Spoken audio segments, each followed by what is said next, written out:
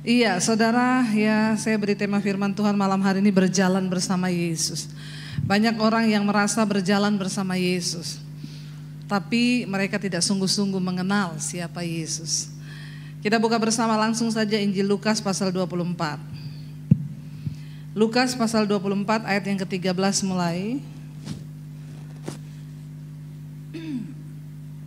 Injil Lukas pasal 24 ayat yang ke-13, firman Tuhan berkata, pada hari itu juga dua orang dari murid-murid Yesus pergi ke sebuah kampung bernama Emmaus yang terletak kira-kira 7 mil jauhnya dari Yerusalem.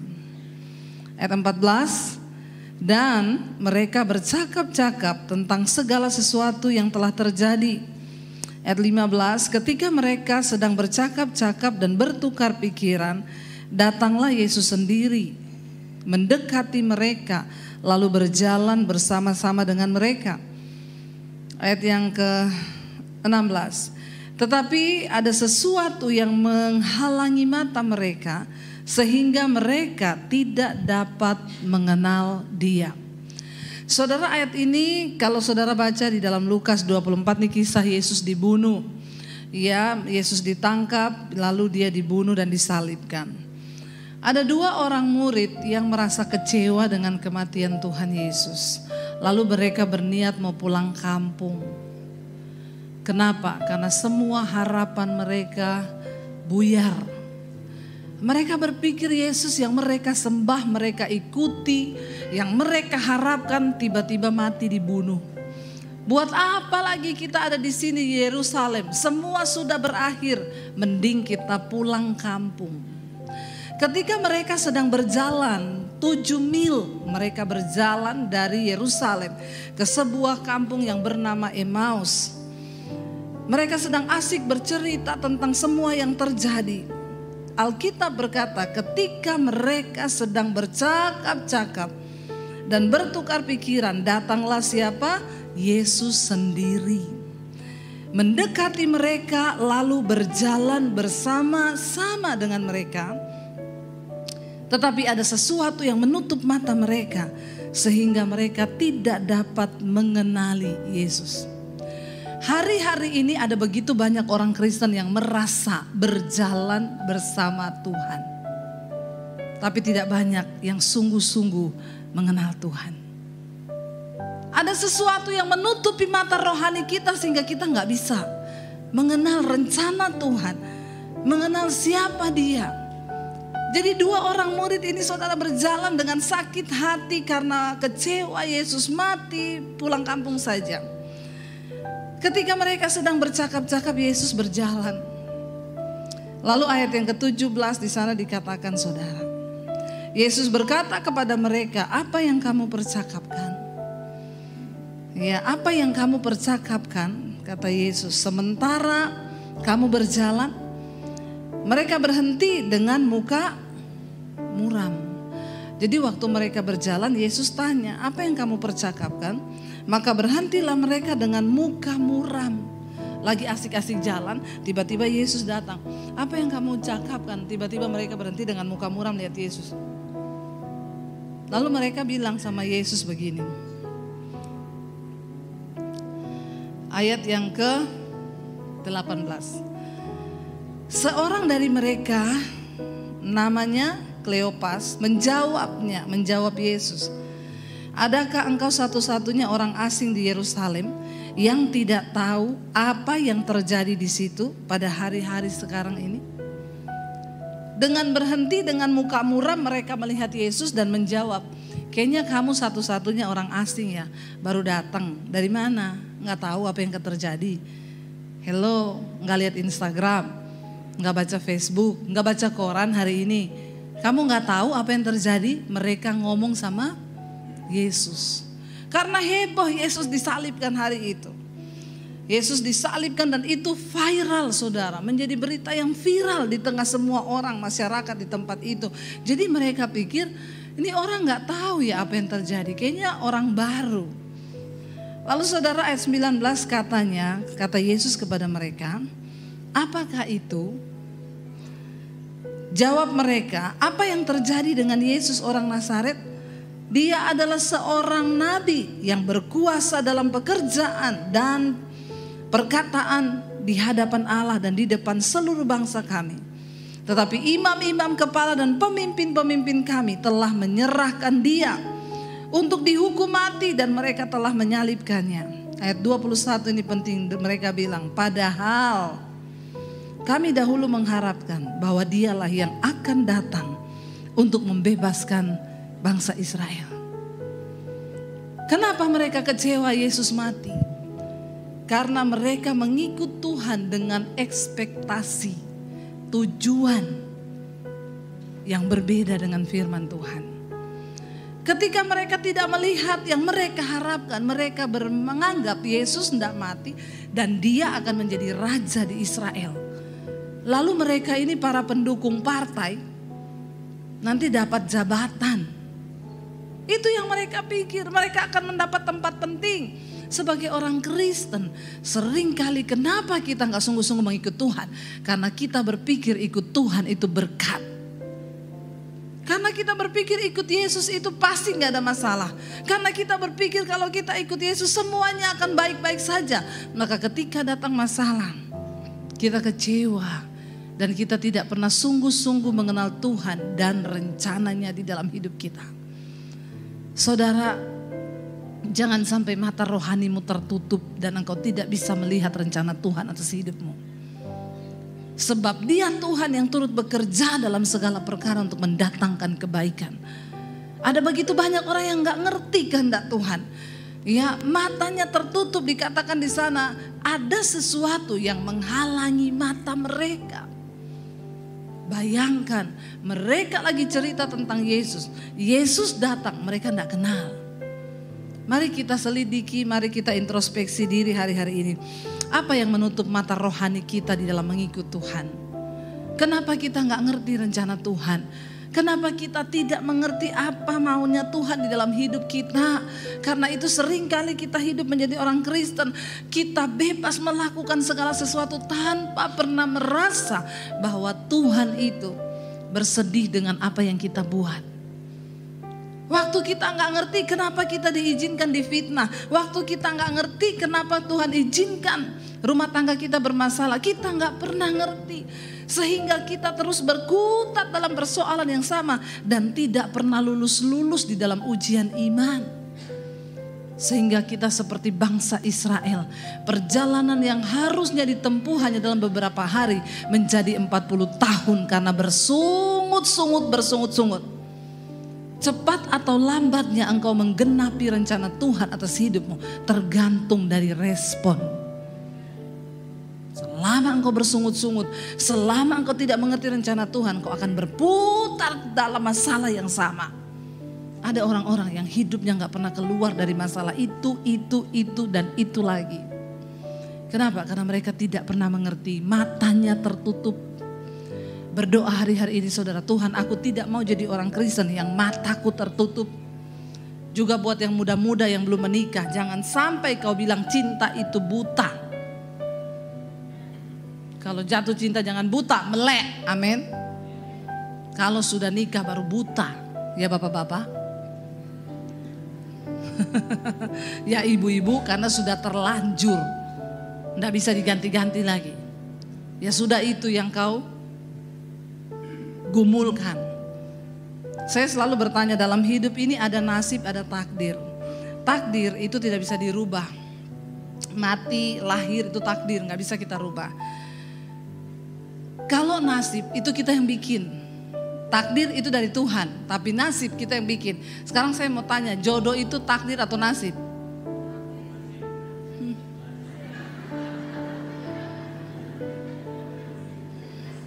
Takdir. Takdir. Kalau takdir kenapa banyak konseling? Bu, saya kecewa dengan suami saya.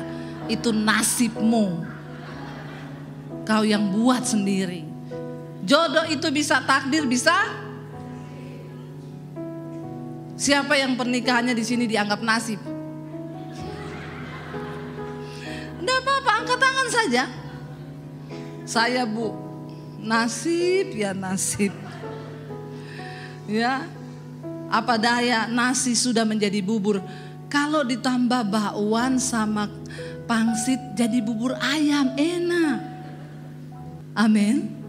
Tidak ada kata terlanjur. Kalau engkau sudah terlanjur menikah, jangan bilang apa daya bu, nasi sudah menjadi bubur. Tambahkan sedikit minyak wijen, bawang putih, dan pangsit goreng. Kaldu ayam sedikit. Kalau nggak ada kaldu ayam, kasih roiko saja. Kasih cabai sedikit, enak itu. Hello, amin. Buat yang sudah menikah, bikin bubur ayam. Yang belum menikah, berbahagialah. Enggak bilang amin yang belum nikah ini. Yang semangat amin yang sudah nikah malah. Ya, berbahagia. Kenapa? Engkau masih bisa memilih. Enggak usah malu orang bilang begini, ih su tua belum kawin-kawin. Jawab saja. Siapa? Yang mana? Yang main keyboard? Belum kawin itu? Hama kita kira so anak 3 leh. Kasih yang dia apa-apa.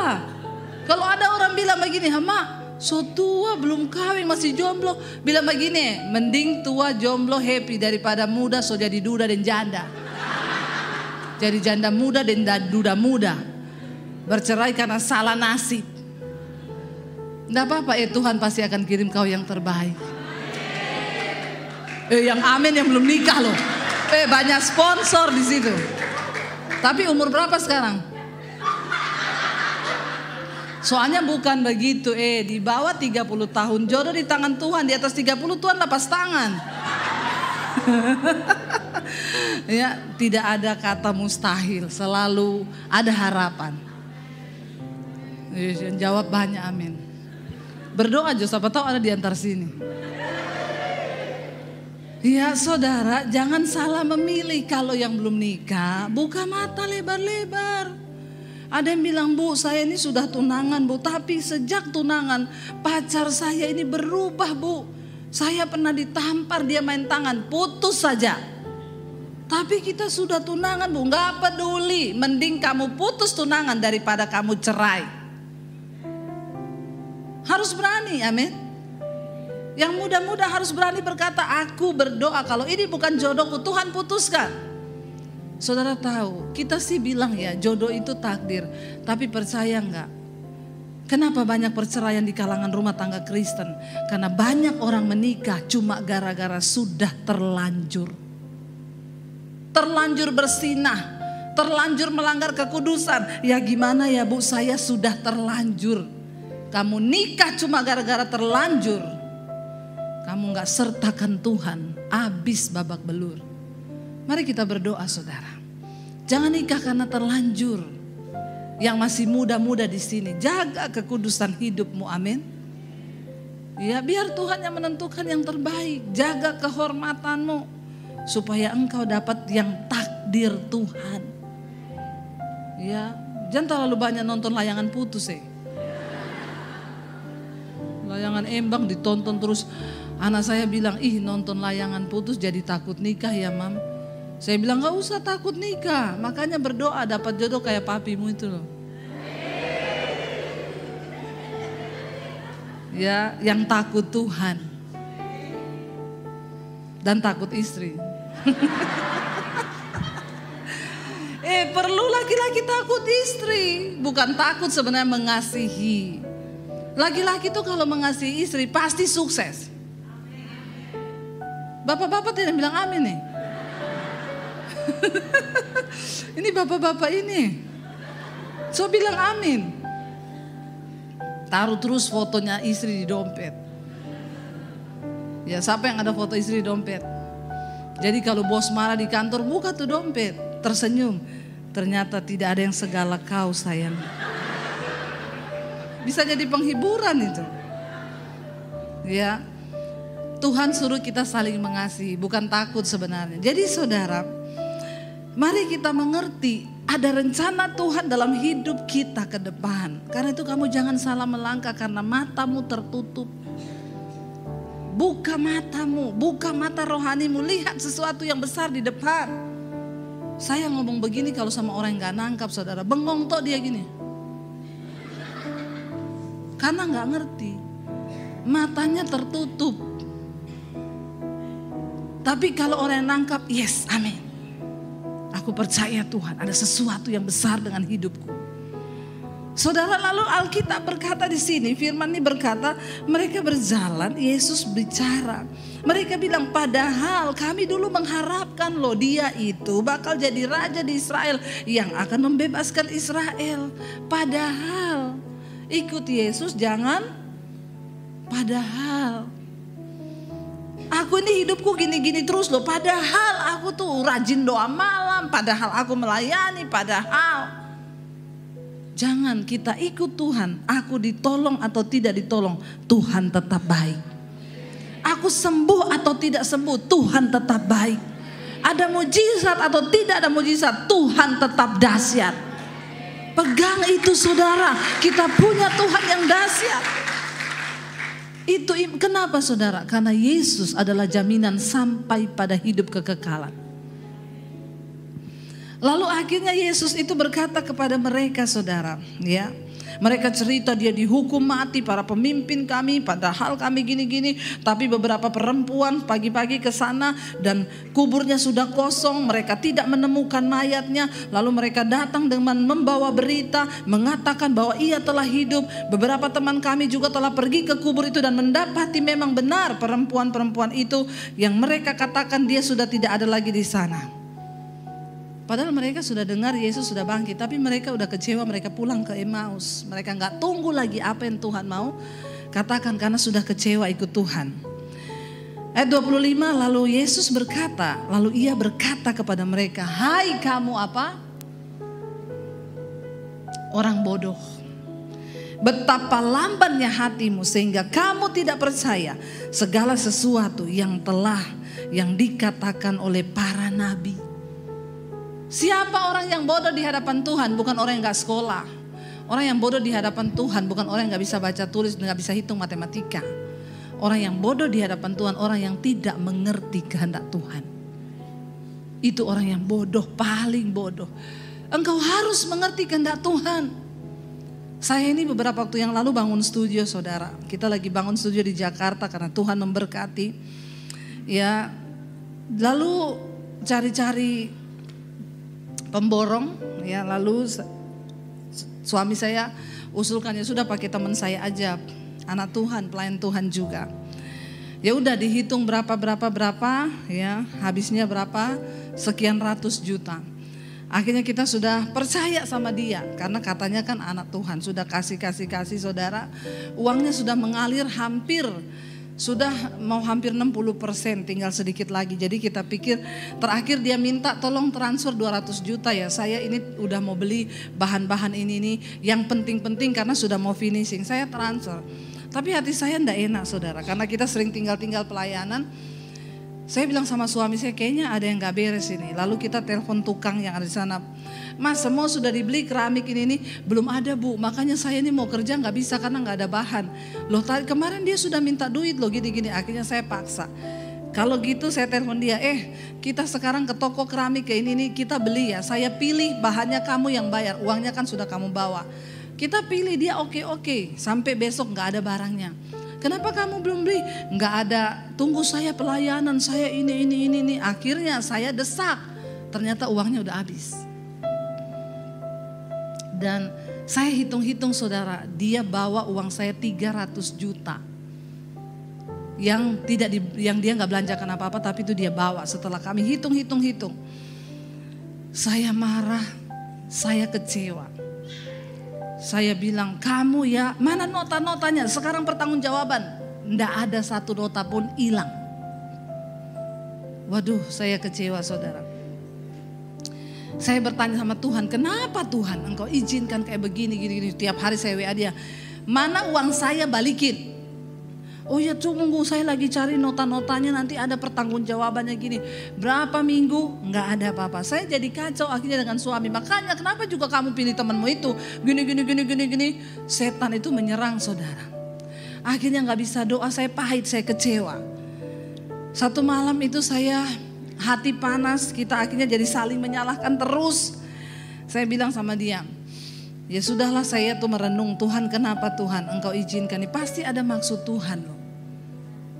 Saya bilang ada maksud Tuhan, kita ini hamba Tuhan. Gini, hati saya panas, saya jengkel. Tiba-tiba malam itu Roh Kudus tuh ngomong ke saya gini, kamu tahu kenapa ini diizinkan?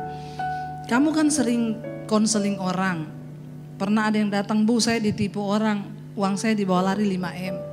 Terus kamu jawabnya apa? Lupakan saja Pak. Lupakan. Uang itu gampang dicari, tapi damai sejahtera susah dicari. Dan dari peristiwa ini kan Bapak dapat hikmah ke depan, jangan terlalu percaya sama orang. Iya ya Bu, dia bilang. Saya kena saudara. Roh Kudus ngomong, sekarang kamu 300 juta, lumayan kan kalau beli apa ya, lalampai udah berapa itu 300 juta ya, 3 truk memang. Saya bilang di hati saya, Tuhan itu ngomong, sekarang kamu 300 juta, kamu mampu gak melakukan yang kamu ngomong? Lupakan saja. Saya bilang, tapi banyak Tuhan. Lah itu orang 5M, ya tapi kan duitnya masih banyak. Kalau kita 300 juta lumayan. Tapi saya itu merenung saudara. Enggak gampang ini masalah, berat. Tapi selalu ada kehendak Tuhan di balik semua itu. Lalu Tuhan tuh ngomong, lepaskan pengampunan. Waktu kamu lepaskan pengampunan, aku tuh sanggup memberkati. Bahkan apa yang hilang dariku, Engkau pulihkan di hidupku.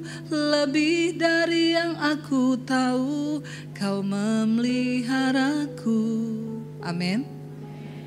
Saya berusaha hari itu melepaskan pengampunan. Tuhan, aku mau melakukan apa yang aku katakan. Kenapa saya bisa ngajarin orang kalau saya sendiri tidak melakukan itu? Malam ini saya mau lepaskan pengampunan. Lalu Roh Kudus bilang, tidak usah ditagih. Ya tapi kan saya mengampuni, bolehlah nagih. Masih gak terima saudara. Tuhan bilang lepaskan pengampunan, lupakan. Dan kamu WA dia malam ini selesaikan. Saya WA dia, saya gak mau rugi. Kamu tahu gak, saya tuh kecewa sama kamu. Ngaku pelayan Tuhan, tapi bawa lari uangnya orang. Saya kepahitan tahu gak sama kamu. Bertobat kamu ya, kalau gak bertobat hidupmu terkutuk. Saya bilang, tapi malam ini Tuhan tegur saya. Sebagai hamba Tuhan saya gak boleh kepahitan. Tuhan suruh saya lepaskan pengampunan. Dan mulai hari ini saya ngomong ke kamu, saya melepaskan pengampunan. Saya bilang, dan saya tidak akan tanya lagi tentang uang itu. Itu urusanmu dengan Tuhan. Sudah saya kirim saudara. Besok malam pengen WA lagi, mana uang saya? Memang tidak gampang saudara. Tapi saya belajar, Tuhan kuatkan saya supaya saya bisa berserah. Akhirnya saya mulai damai hati. Tadinya kan saya pantau IG-nya terus. Enak aja dia nih makan-makan sama istrinya nih, uangnya kita itu. Karena sekarang mau tagih uang orang mbak utang lebih galak yang mbak utang. Dia bilang, siapa suruh kau kasih pinjam saya? Nah, iya toh? Makanya jangan cari-cari masalah. Kalau ada orang pinjam doi, jangan dikasih kalau engkau tidak berani melepaskan. Jadi orang tanya, jadi bagaimana Bu? Kalau dia pinjam 3 juta, ukur kemampuan imanmu. Kalau kemampuan imanmu cuma 500.000 engkau bisa lepaskan, kasih saja 500.000 itu, gak usah harap balik. Amin. Masih ngomong pebasar jo 500.000. 50 jo, ya enggak apa-apa. Kalau kemampuanmu 50 ya silakan. Karena orang Kristen itu memang banyak yang berat soal doi. Ngaku, maaf loh, kolekte aja masih banyak 2.000. Makanya uang bilang, Uang 100.000 bilang, saya dong di dompetnya orang terhormat. Pokoknya aku harum terus karena bauku parfum di tasnya orang kaya-kaya. Uang 500 sama uang 1.000 dan 2.000 bilang, kita di sorga karena tiap minggu di kantong kolekte. Semoga banyak yang tersinggung. Ya, saudara, karena saya pernah naik taksi. Dikasih uang receh-receh, saya bilang, Pak, saya nggak mau uang receh-receh, Pak, uang yang gedean aja. Loh, Ibu mau ke gereja tuh? Biasa orang Kristen tukar uang kecil, Bu. Ayo. Pokoknya ada kios dekat gereja, pura-pura beli gula-gula. Dapat tahu bawa uang 20.000 beli gula-gula dulu. Berapa? 2.000 saja. Kasih pulang 1.000. Oh, Tuhan, bertobat loh, bertobat saudara. Padahal kalau untuk beli yang lain-lain berani dia, apalagi yang baroko itu. Beli rokok yang untuk meracuni diri saja kau berani. Mau kasih kolektor kau hitung-hitung bertobat. Bagaimana mau diberkati Tuhan? Ubah cara pandangmu, jangan matamu tertutup. Akhirnya saudara, saya lepaskan pengampunan. Tiap hari mau batagi lagi tuh duit. Saya bertobat, ampuni saya Tuhan. Aku melepaskan hakku untuk aku bisa mengenal kehendak-Mu di dalam hidupku. Hari demi hari berlalu, tiba-tiba ada orang WA saya, Bu, saya diberkati sama channel Ibu. Saya dilawat Tuhan waktu nonton channel Ibu, saya ada dalam dosa, saya bertobat, saya nangis di kamar saya, Bu. Dia bukan orang ini saudara, dia dari orang Katolik. Bu, izinkan saya memberkati Ibu. Studio Ibu harus bagus. Padahal waktu itu belum ada yang tahu kita bangun studio. Studio Ibu harus bagus. Ibu bikin bagus studio Ibu. Apa yang mau ditambah, peralatan apa? Saya bilang, oh iya memang saya lagi bangun. Berapa biayanya, Bu? Tanahnya sudah lunas. Biaya bangunnya sudah ada juga uangnya. Uangnya siapa? Uang saya. Please Bu, izinkan saya menabur untuk pembangunan studionya Ibu.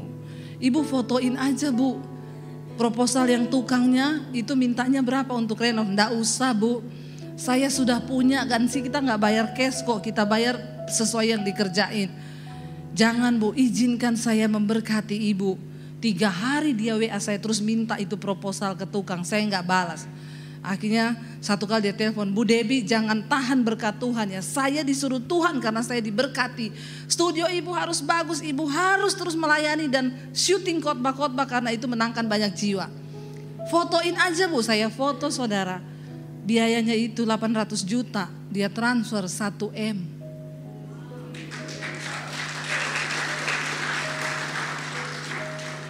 Begitu-gitu, wow. Suruh mengampuni orang utang teh bisa bikin status di Facebook, bah utang teh bayar-bayar. Orang Kristen begitu. Ya, apalagi orang Palu. Biar tiap apa kan orang sama-sama orang Palu baku bagi aja di sini. Soalnya baku tahu kartu. Bertobat ya. Kalau nggak mampu jangan. Lebih baik seikhlas kita, semampu kita. Supaya kita nggak berdosa.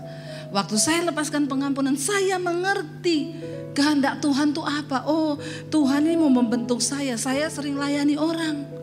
Kalau saya juga tidak melakukan itu, maka saya salah di hadapan Tuhan. Tuhan bilang, kamu harus rasa. Suruh orang lepaskan pengampunan, bawa lari uang itu tidak mudah. Saya sudah diproses, direndahkan, difitnah sudah. Nggak punya duit sudah. Sekarang Tuhan mau memberkati saya dengan keuangan. Tapi Tuhan mau lihat saya rela nggak kehilangan uang. Saya rela nggak melepaskan pengampunan. Waktu saya rela, Dia memberkati saya dengan kelimpahan. Tuhan tuh dahsyat. Saya baru mau beli mobil aja saudara, udah DP di mobil. Karena saya kalau setir mobil yang suami kan gede, saya bilang saya mau beli mobil yang kecil aja. Jadi saya kalau pelayaran bisa setir sendiri. Kalau kamu nggak bisa antar, saya nggak usah naik Grab. Baru DP mobil. Ada orang WA, setelah itu saya lepaskan pengampunan. Bu, shalom, Ibu jangan tersinggung ya. Kenapa? Saya disuruh Tuhan beliin Ibu mobil. Kenapa Bapak minta maaf? Bagus yang begini, mau bekasi auto minta maaf. Ada yang minta doi, tiada minta maaf. Kenapa ibu teh balas-balas? Saya butuh uang 6 juta ini, ibu transfer dulu. Banyak yang begitu saudara. Saya lihat waktu saya melakukan apa yang Tuhan suruh. Bayangkan saudara, apa yang gak pernah kita pikirkan itu Tuhan sediakan. Tapi mata rohanimu buka dulu, supaya engkau bisa melihat apa rencana Tuhan di balik masalah.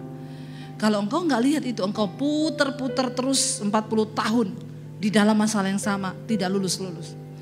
Akhirnya saudara, Yesus bilang bodoh, gak ngerti kehendakku. Ya, kamu gak mengerti segala sesuatu yang sudah dikatakan para nabi. Yesus harus mati, itu harus terjadi. Akhirnya saudara, ayat 26, Yesus bilang, bukankah Mesias harus menderita semuanya itu untuk masuk dalam kemuliaannya? Lalu ayat 27, ia menjelaskan lagi kepada mereka dari awal lagi apa yang tertulis dalam kitab suci tentang dia. Dalam seluruh kitab suci, mulai dari kitab-kitab Musa dan segala kitab nabi-nabi. Orang Kristen kenapa gak ngerti kehendak Tuhan? Gak ngerti firman. Baca Alkitabnya susah, dengerin khotbah susah. Kenapa gak mengerti? Karena gak pernah tahu firman. Ya, saya baca firman tuh kalau enggak bisa tidur, Bu. Saya baca Alkitab karena baru 5 menit baca langsung mengantuk. Memang Alkitab itu obat tidur yang baik, Ibu. Bagaimana engkau ngerti firman? Engkau jadikan Alkitab sebagai obat tidurmu. Baca Alkitab biar kau ngerti hati Tuhan. Amin. Apa yang Tuhan suruh lakukan? Akhirnya Yesus ngajar lagi mereka. Dari kitab Musa di 7 mil perjalanan dari Yerusalem ke Emmaus saudara. Lalu Alkitab berkata apa? Ya, mereka mendekati kampung. Setelah mereka mendekati kampung yang mereka tuju, lalu ia berbuat seolah-olah hendak meneruskan perjalanannya. Mereka udah pulang, Yesus mau lurus. Ya udah sampai ketemu ya kata Yesus. Tetapi mereka sangat mendesaknya, katanya, tinggallah bersama-sama dengan kami. Sebab hari telah menjelang malam dan matahari hampir terbenam. Lalu masuklah ia untuk tinggal bersama-sama mereka. Ayat 30, waktu ia duduk makan. Akhirnya mereka bilang, yuk makan malam yuk. Yesus makan malam. Ketika ia duduk makan dengan mereka, ia mengambil roti, mengucapkan berkat atasnya, memecah-mecahkannya, dan memberikannya kepada mereka. Ayat 31 dikatakan apa? Ketika itu terbukalah mata mereka dan mereka pun mengenal Yesus. Tetapi apa? Ia lenyap dari tengah-tengah mereka, terlambat. Baru ngerti Yesus udah hilang. Coba kalau dari awal ngerti itu Tuhan. 7 mil perjalanan mereka bisa ngomong banyak hal dengan Tuhan. Mereka bisa tahu rencana Tuhan. Mereka bisa menanyakan apapun tentang hal-hal rahasia kerajaan Allah. Tetapi karena kekecewaan tutup mata mereka. Kepahitan menutup mata rohanimu sehingga engkau tidak akan pernah bisa mengerti kehendak Tuhan. Amarah, kebencian, kepahitan, kekecewaan itu menutup mata rohani kita. Coba kalau dari awal mereka gak kecewa. Mata rohani gak tertutup. Mereka bisa ngobrol dengan Tuhan 7 mil perjalanan. Tapi sayangnya ketika matanya terbuka, Yesus sudah lenyap. Ada banyak orang yang telepon saya, Bu, saya dulu homoseksual, sekarang saya kena AIDS, Bu. Saya mau melayani Tuhan kalau Tuhan kasih saya umur panjang. Sudah terlambat. Ada yang telepon, saya kena kanker, Bu, stadium akhir. Dokter sudah angkat tangan. Dari dulu saya hidup tidak pernah mengerti kehendak Tuhan, Bu. Kalau Tuhan sembuhkan saya, Ibu doakan, Bu. Saya mau menyerahkan hidup kepada Tuhan. Sudah terlambat. Sudah di tempat tidur gak bisa apa-apa lagi. Jangan biarkan perjalanan hidupmu bermil-mil puluhan tahun engkau tidak mengenal Yesus dan kehendaknya. Engkau tidak mengenal rencananya. Kenapa? Karena banyak kekecewaan di hatimu. Banyak harapan-harapanmu yang engkau anggap tidak Tuhan wujudkan. Berhenti saudara. Kenali Tuhan lewat firman-Nya. Tangkap isi hatinya. supaya engkau mengalami dalam setiap masalah yang kita hadapi. Itu Tuhan selalu mau bicara. Kenapa uang saya dibawa lari 300 juta? Karena Tuhan mau bicara. Waktu saya mengerti rencana Tuhan, saya harus belajar lepaskan pengampunan. Itu yang Tuhan mau. Uang 300 ini jadi tidak bernilai lagi. Kenapa?